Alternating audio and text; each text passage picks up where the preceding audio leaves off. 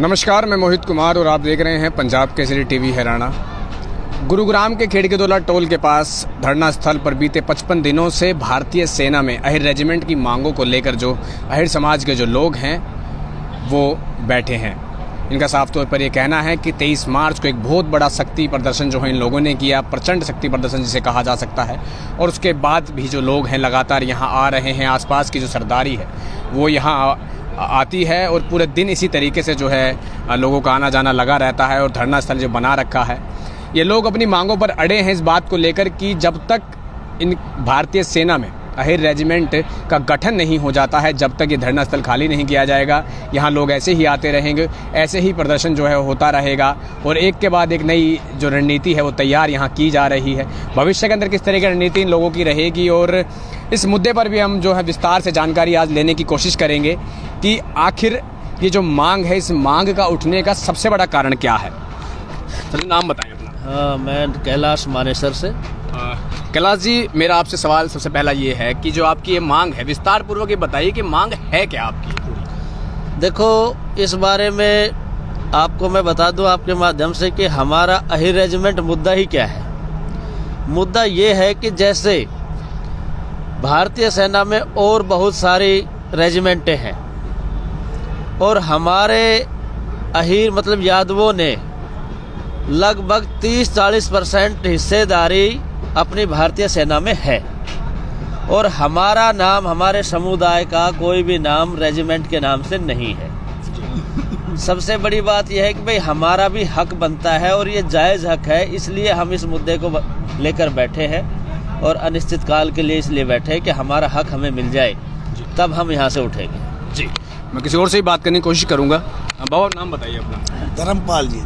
धर्मपाल जी, मैं एक सवाल जो है लगातार उठ रहा है इस बात का कि आप लोग मांग कर रहे हैं अहिर रेजिमेंट की, मगर कुछ लोगों का ये भी कहना है कि जो फौजी फौज में है, अगर वो अपनी सेना के सामने इस बात को कहे कि अगर मैं वीरगति को प्राप्त होता हूँ या फिर मैं शहीद होता हूँ तो मेरा जो शव है जब मेरे गाँव लाया जाए तो उसके ऊपर अहिर रेजिमेंट लिख कर आए। एक तो ये तरीका है मांगने का, और आप जैसे कि आपके ही बच्चे वो लोग हैं जो कि बॉर्डर पे खड़े हैं, तो ऐसे में जो ये जो तरीका है कि जो आपके परिवार का बच्चा जो फौज में अपनी सेवाएं दे रहा है, क्या वो भी इस बात की मांग कर रहा है अपने महकमे के सामने, अपने इस सेना के सामने? वो तो सरकार के तहत है, वो क्या मांग करेंगे बेचारे। उन्हें तो जब लड़ाई हो है, जब यादव समाज के ना इनकी कोई बैक है, इन यादव नहीं आगे धकेल रहे हैं। जितना भी लड़ाई हुई है सगड़े यादव शहीद हुए हैं जी। तो ये सरकार ने क्या कैसे कही, तो यहाँ हमने यही वजह से ये मुद्दा उठाया, भाई हमारी सुनो क्यों नहीं। शहीद हो अहिर, उनकी ना कोई बैक है, क्यों? उनके कंधा पर अहिर रेजिमेंट नहीं है, दूसरे के तहत इन्हें धकेलते हैं जी। और 23 तारीख को जैसे पूरा देश में हमारी 23 तारीख को पब्लिक इकट्ठी हुई है, इंग्लैंड में भी बुखार चढ़ गो और चाइना में भी बुखार चढ़ गो और पाकिस्तान में भी बुखार चढ़ गो। अब भाई यार रेजिमेंट बन गई, तुमने छोड़ेगा ना है। जी बिल्कुल। मैं और भी बात करना चाहूँगा।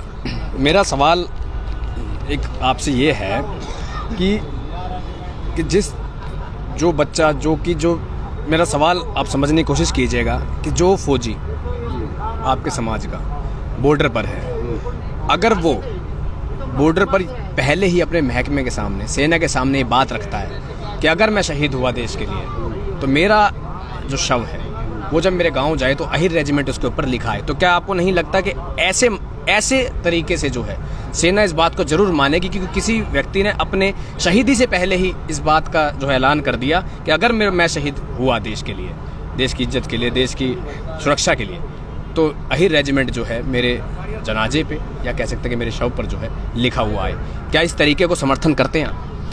ऐसा है जी, फौज एक डिसिप्लिन मायने रखती है, वह अनुशासन में रहना अति आवश्यक है, किसी भी कौम का नुमाइंदा हो। लेकिन भावना तो सबके जागती है। यदि मेरे यहाँ ही रेजिमेंट होता तो मैं फख्र से जाता, अगर ही रेजिमेंट में शहीद हुआ। लेकिन बेटा वहाँ इस तरह से अनडिसिप्लिन में नहीं रह जाता। 1984 में सिक्कों ने गदर किया था रेजिमेंटों में, उनको धड़ाकते सी कैद किया और उनको धमकाया और उनको कहा मिलिट्री की जो ड्रेस है हरी पगड़ी बांध करके आओ। ये हमारे सामने हुआ लेह लद्दाख में, दुर्मुख में, जहाँ ये ग्लेशियर है। तो आप ऐसा नहीं कह सकते, वहाँ दरबार में भी खड़ा होकर नहीं कह सकता व्यक्ति, वहाँ तो अपनी प्रॉब्लम भी बता सकता है, लेकिन वहाँ रेजिमेंट खड़ी मांग के बाद मांग जी जी। मेरा आपसे एक सवाल ये है कि आहिर रेजिमेंट मिलने के बाद ही क्या बदलाव ऐसा आएगा कि जिस तरीके से कह सकते हैं कि अब तक जो हीरो के जो बच्चे हैं, समाज के जो बच्चे हैं, जो देश में सेवाएं दे रहे हैं, इतिहास गवाह है कि आपके लोगों ने, आपके बच्चों ने जो है बहुत शहीदी दी है, इस बात को भी नकारा नहीं जा सकता।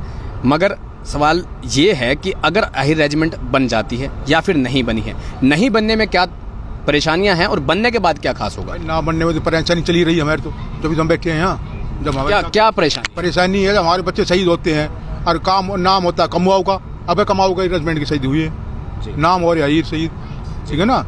तो यह परेशानी बहुत भारी परेशानी है। कहीं भी 15 अगस्त 26 जनवरी पे जाके लिखती है तो कमाऊ रेजिमेंट की लिखती है, अहिरों का नाम ही ना, कहीं जाट रेजिमेंट है, कहीं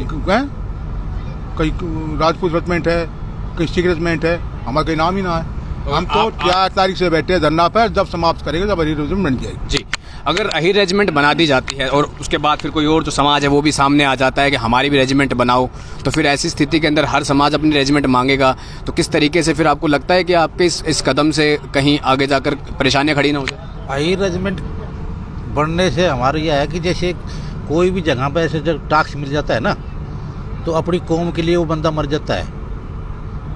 बहुत हमारी 42 पेवर अहिरों की है, 63 है, इनका नाम पूरा उसमें है, जो कि DBN डेरा बाबा नानक, कई जगह ऐसी जो कि पेवर अहिरों की रेजिमेंट होगी ना, अहिरों की, तो लड़ाई के अंदर वो क्या है, अपनी कौम के लिए उनको तगड़ा से तगड़ा टास्क मिलता है और फिर वो अपने एरिया को कवर जीतते हैं। तो ज़्यादातर अहिर रेजिमेंटों को भेजते हैं, जो बहुत खतरनाक एरिया है ना, वहाँ पर जो अहिरों को हर एक आदमी उधर जाता नहीं। जी, आप बताएं जी, आप कहाँ से आप पहुँचे हैं, पहले बताइएगा, आप नाम बताइए और कहाँ से आए हैं? मैं सोचन सरपंच सिकोपुर। सरपंच साहब, कब से आप यहाँ आ रहे हैं और तकरीबन 55 दिन यहाँ हो गए हैं, तो क्या उम्मीद आपको लग रही है कि एक प्रचंड शक्ति प्रदर्शन करने के बाद भी 23 मार्च के बाद जो है सरकार के कानून में कोई जूं रहेंगी या नहीं रहेंगी, या क्या उम्मीद करते हैं कि ऐसे ही प्रचंड शक्ति प्रदर्शन और करने पड़ेंगे आप लोगों को? देखो, हम तो 2018 से लग रहे हैं, ये अरुण ने, इन बच्चों ने, सबने अपना एक मुहिम चलाई थी, हम उसी दिन से लग रहे हैं, और अब 4 तारीख से हम बैठे हैं, आज 56वां दिन है, और हम तो जब तक बैठे रहेंगे जब तक अहिर कंधे पे ना लिखा जाएगा। हमारी सरदारी इलाके के सरदारों ने एक ठान लिया है, हम जब ही रुकेंगे जब तक हमारी अहिर रेजिमेंट नहीं बनेगी। अरुण जी, मेरा आपसे एक सवाल है, सीधा सा ये सवाल है, क्योंकि इस सवाल को पूछने के बाद जो है बहुत लोग जानना भी इस बात को चाहते हैं कि अगर नहीं बनाई गई या फिर लेट कर दी गई तो रणनीति किस तरीके की रहेगी? क्योंकि एक प्रदर्शन तो आप कर चुके, प्रचंड शक्ति प्रदर्शन आपने दिया 23 तारीख को, काफ़ी लोग इकट्ठे हुए, मगर अब क्या मान सकते हैं कि अब अगला कदम आप लोगों का क्या होगा? देखो, ना बनाने की तो कोई बात ही नहीं है कि भाई नहीं बनाएगी। पहले क्या था, मैंने आपको पहले ही बताया था कि हमारा समाज इकट्ठा नहीं हो नहीं पा रहा था। आपने देखा होगा 23 तारीख को पूरी ताकत से अब हमारा पूरा देश का समाज इकट्ठा हो चुका है, और नहीं बनाने का, अगर सरकार हमारी रेजिमेंट को नहीं बनाएगी तो उस चीज़ का भी सॉल्यूशन पूरी सरदारी बैठ के निकालेगी। अगर हमें सरकार हम बनाना जानते तो अब सरकार को हम हटाना भी जानते हैं। हाँ जी बाबा, आप भी अपना नाम बताएं, कहाँ से आए हैं? मैं रिटायर सूबेदार जी वेद प्रकाश यादव। जी जी मैं आर्मी में 30 साल नौकरी किया, जी लेकिन सिर झुका के नौकरी किया, जी सिर उठा के नौकरी नहीं किया। जी 4 दफ़ा 26 जनवरी की परेड अटेंड किया हुआ हूँ। जब परेड निकलती थी, जब पंजाब रेजिमेंट, मराठा रेजिमेंट, सबके नाम बोले जाते थे, और जब हमारा नाम नहीं बोला जाता तो सर नीचे हो जाता था। इसलिए हमको अहिर रेजिमेंट चाहिए, हमारा अंदरूनी दुख है। जब मैं आर्मी में था, जब इतना बड़ा दुख लेकर आया था, मेरे बच्चे बोलते, पापा आप रोज़ाना क्यों जा रहे हो? मुझको इस दुख को मैं तुम्हारे से बयान नहीं कर सकता। ये दुख मेरे अंदर है, जो मैं झेल का आया हूँ 30 साल के अंदर। तो मेरे को अहिर रेजिमेंट चाहिए, जब तक नहीं बनेगी, जब तक हम इधर से हिलेंगे नहीं। तो ये थे कुछ लोग जिनका अलग अलग नज़रिया है अहिर रेजिमेंट को लेकर, मगर मांग सिर्फ एक ही है कि गठन जो है भारतीय सेना के अंदर अहिर रेजिमेंट का होना चाहिए। तो अब ऐसे में ये देखना होगा कि जिस तरीके से 23 मार्च को एक प्रचंड शक्ति प्रदर्शन किया गया, 55 दिन से लोग यहाँ बैठे हैं और इन लोगों का साफ तौर पर ये कहना है कि जब तक गठन नहीं होगा, चाहे कितने ही मौसम बदल जाएं, कितने ही साल क्यों न बदल जाएं, ये लोग बैठे रहेंगे और अपनी जो अहिर रेजिमेंट है उसका गठन भारतीय सेना में कराकर ही दम लेंगे। फिलहाल देखते हैं कि केंद्र सरकार इस पूरे इस विरोध में, या फिर कह सकते हैं कि इस धरना स्थल और धरने में जुड़े लोगों के समाज की जो बातें हैं, जो मंशाएं हैं या फिर जो मांगे हैं, उनको कब तक मान पाती है और कब इस समाज को जो है एक बेहतरीन तोहफा जो है रेजिमेंट के गठन का भारतीय सेना में वो मिल पाता है। गुरुग्राम से मोहित कुमार, पंजाब केसरी टीवी।